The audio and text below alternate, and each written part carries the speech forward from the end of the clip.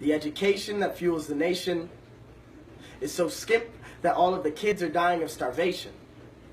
See, the kids in the inner city go to the streets to fill their hunger. But you see, learning in the streets is different than learning in the class. See, they work at a different pace because the money is coming fast. But no one in the streets tells you that that life doesn't last. They only say, keep your mind on the money because they're addicted to the cash.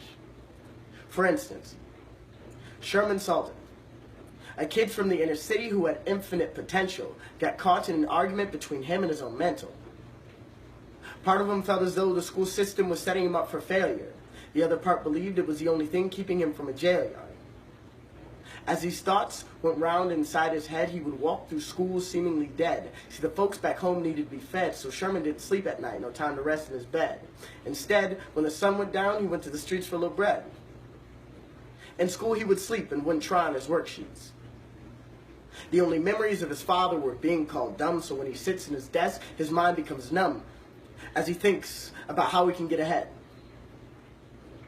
In school, he felt powerless. Like, when the teacher would call on him, he would shrug his shoulders because deep down he was cowardice.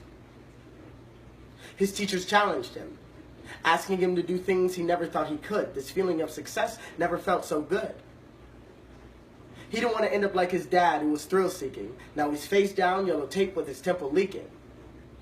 See, learning in the streets is different than learning in the class, because now he was motivated to pass. Instead of hitting the corner with the thugs and the crooks, he listened to his mother and hit the library with his backpack and some books. Not knowing was the real killer. Like when his teacher passed back his test scores, his heart stopped, as if he was watching Mike Jackson's Thriller. He soon found out what he reaped is what he sowed. That's when he realized the streets is what he owed. A life of the struggle, could he leave it behind? This feeling of debt was sublime. He thought of his dad all the time, but never used his death as an excuse to commit crime. Because he realized it was his time to shine. His teachers told him he was smart, but he never took it fully to heart. See, some days he would show maximum effort. Other days he wouldn't show up at all. On those days, he took what he learned from the class to the street because now he had his competition beat. 2 weeks later, his body showed up in a shallow grave.